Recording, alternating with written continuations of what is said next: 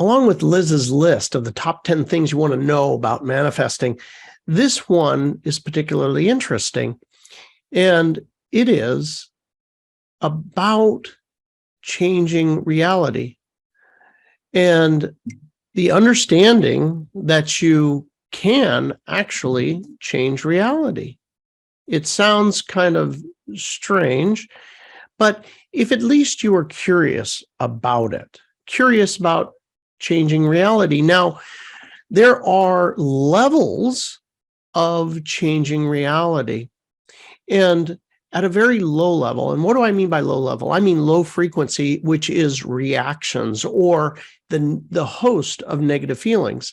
If it doesn't feel good, guilt, shame, grief, humiliation, anger, jealousy, whatever it might be, it just doesn't feel good.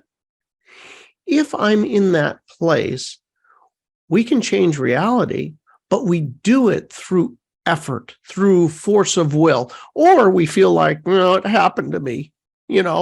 This is my reality changed because, some incoming force happened to me. And this is where the majority of humankind resides, right? It could just be worry, right? Who's not worried today, right? In the world, there's two predominant emotions. One of them is worry, fear, and the other one is anger. Both of them are reactions. We don't choose them. They don't feel good.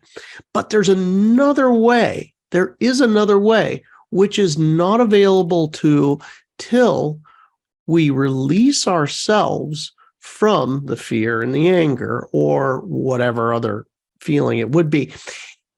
And that is where changing reality becomes an actual choice. And it's done through observation. Once you are absent those negative feelings, this other reality becomes simply available. Yeah, it really is true. Available is a word that I really like. You know that, McKenna. It becomes available. And what you said in the beginning, that you have to kind of have the willingness to understand. The reason that I use the word willingness is that it's a hard concept, but if you can be at least open to the idea that it's possible, then it becomes available. It's not really about the belief. You don't have to have a belief. You have to know that you could create the change, and then a new reality becomes available. So until you do the work to create that change, collapse the original wave and create a new one, you don't have all the available realities that you could. I don't know. Now, when you say collapse the wave, and what I want to just expand on that a little bit, and that is that the negative feeling, right? So that reality, whatever that reality was, you're getting rid of that. Well, it's not even necessarily a negative feeling, right? It's just a wave between me and the rest of everything I've got experiencing, right? I believe or feel or know that my life is this way. It's just the way I know it. It's my worldview. And so I send that signal out, and the greater field, the field around us, the morphic field, it just sends that back in. We've got a wave coming and going, just like the waves on the ocean. The minute you're aware, and this is why I say willingness, wait a minute, that wave's going out and coming back, but it's not exactly the wave that I like. Maybe it's a tsunami, maybe it's a trickle, right? It's just not the wave I want. So now you have this willingness, like, wait a minute, what if I could change that wave? If you don't know you could change it, you can't. But when you know that you can, and then you learn how to collapse the wave, and that's what we do with Cognomovement. So let's say that it's me believing I can't get a good grade in school. No matter what I do, I always fail my test, right? That's a wave between me and that education system, right? That comes and goes. And that's the one I know. So I think I'd like to get an A. I think I can change this reality. So the wave that has to be collapsed is that original one. The only opportunity is for me to get an F, because that's the system. It's all stacked against me. The minute I can change the way I do feel, so it doesn't have to be negative, it's just what I am projecting out there in the planet with my feelings. The minute I can change that, I become aware that there's a new entire possibility. So maybe my original idea was I get an A, but maybe what really happens when I open up the realm of possibility is I get transferred to another class where there's a teacher who really gets me and teaches in a way that I can understand. And now not only do I get an A, but now it changes the whole trajectory of my life. And something I thought I was terrible in, now I study and I become a professor. See what I mean? So if you can collapse the current wave that's happening, and that wave happens through emotion or feeling, and the reason I wanted to adjust that it's not always negative, it's just something that is, that we'd like to be different, right? Now, you're right, Bill, the negative ones, we want to collapse those immediately. But we don't always know that it's negative. We just think that it's how our life is, right? When you start to become aware of this, when you understand there's a wave that's being emitted from me energetically, that particle wave, right? That double slit experiment that we talked about before, when we realize that that's coming and then the way we're looking at it is creating either a spatter pattern or a beautiful wave or multiple realities, we understand that we can change that emanation. We can change the thing that's shooting the photons in the first place. And when we do, this is the thing I want everybody to know on this video because it's so exciting. You change the availability of many possibilities. Many, many. They all open up. And now you get to choose the best one that's right for you. And when we say we change reality, it's not just in my analogy, you get an A on the test. You actually expand the universe in a way that something far, far greater opens if you choose it.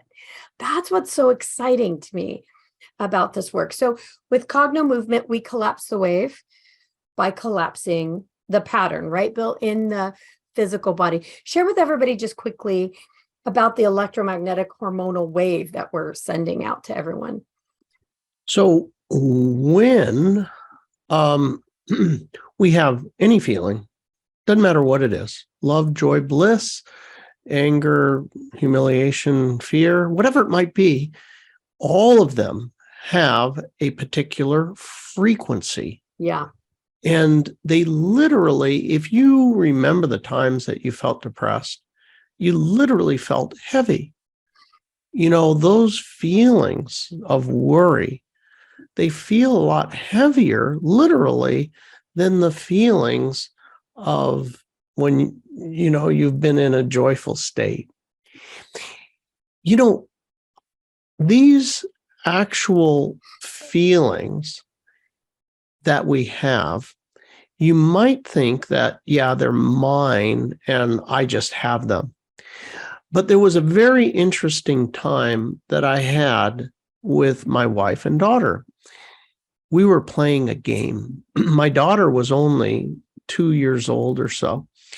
And as I like to do, you know, is spice things up, you know, so I would say something, you know, all three of us were playing like Go Fish, you know, and I would say something, some sort of, you know, funny little comment, kind of like a bar, but really funny, you know, to my wife.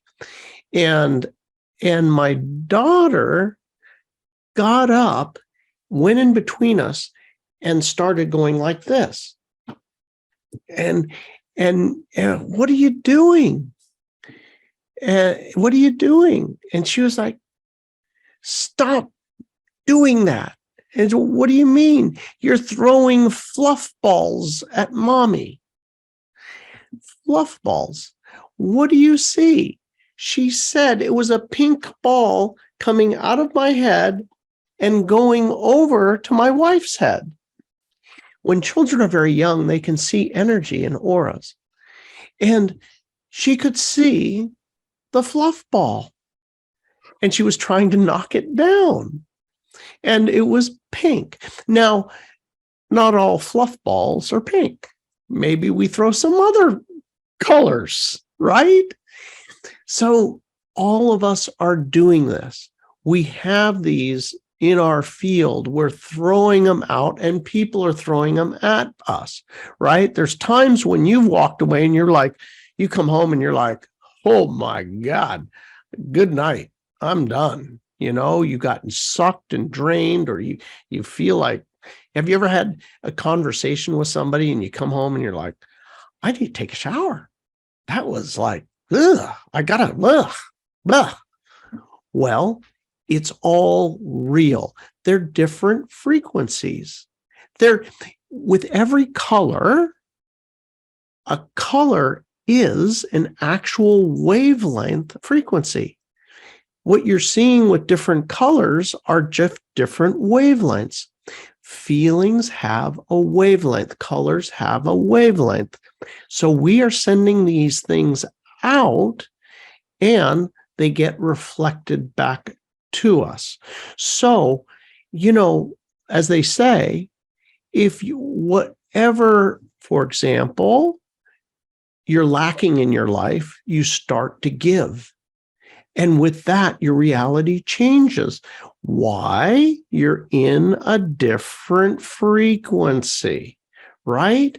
And as Liz Larson says, the willingness, your willingness to explore and to think great enough, like, could it be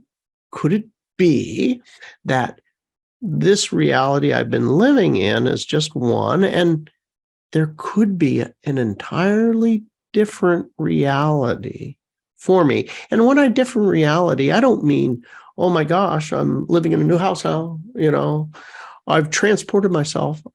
I'm saying, people who feel good, and they're just like vibrant and everything goes their way. You know them? Everybody's got one around them, right?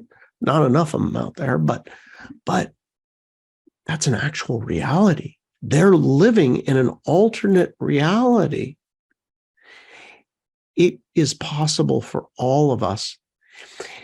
The big thing here is that, there's a tool, right? The tool of Cognomovement, which releases those low, slow vibrations. You're going to try and talk yourself out of, don't be afraid. Well, I am. Well, there's a way. You can release it out of your body so it no longer sends out that other color. Well, something, if people are watching, you can see Bill, and he's making this movement with his hands up his body. And the reason is that we know this isn't about changing your thoughts. That's a side effect of what happens. What it's really about is changing the wave of pattern in the body. That's that movement Bill's making.